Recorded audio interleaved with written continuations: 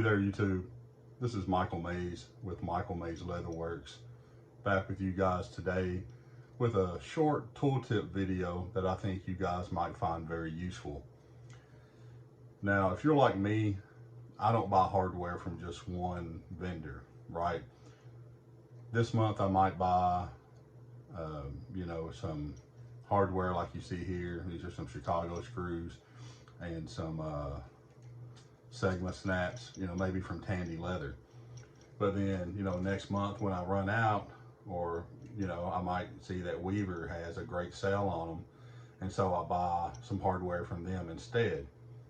One thing that I've noticed is that the shaft size on the hardware, it's not always true from manufacturer to manufacturer, right? So, I might get these and it might be, 3/16, and then I might get it from someone else and it be, completely different. So when you're working on a project and you're not 100% sure of what size that you're working with, you don't know what size to punch in your project, to perfectly fit that piece of hardware. So what I've come up with is a little hole template that you see right here. And this has got all my different punches on it. So here at the top, you can see it says craft tool round. And I've taken all my craft tool round punches and I've punched each one in. Down here at the bottom, I have a couple of oblong punches. Here are my rotary punches from smallest to largest. And then here's a punch not everyone has. It's a keyhole punch. That's used a lot with Sam Brown studs. And then here on the top, you can see I have my drive punches, again, smallest to large.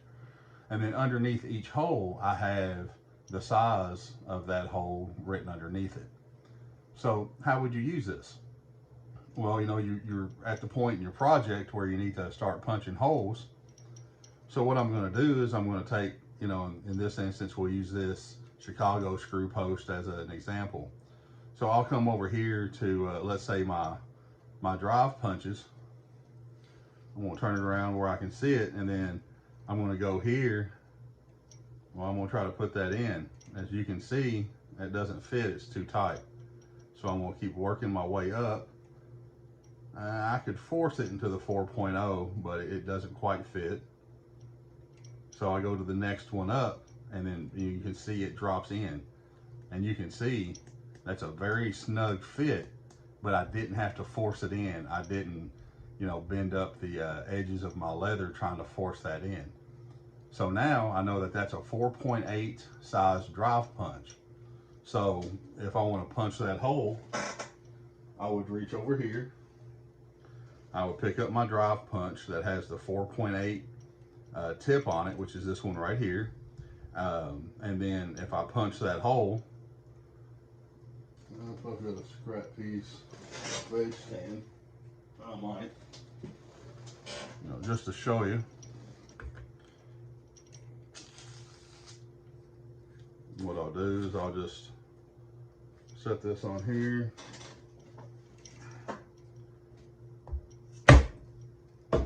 Give her a good whack.